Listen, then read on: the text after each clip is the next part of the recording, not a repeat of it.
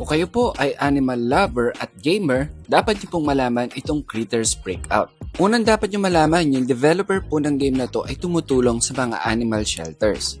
And about to sa game na dinedevelop nila, so Critters Breakout is a chaotic 4 versus 2 survival chase game. So currently, under development pa po itong kanilang cute game, pero kung gusto niyo magpa-wishlist, pwede na po yan sa Steam. Let me mention nga po pala yung team nila ay nandito ngayon sa Pilipinas, and according do sa contact natin, the more po na mag-wishlist dun sa kanilang game, the more animal shelters po yung pupuntahan nila dito sa Pilipinas. Panghuli, magkakaroon sila ng mga local events. Kaya kung gusto nyo matry yung game nila and ma-meet yung pinaka-dev team nito, make sure po to check out their socials.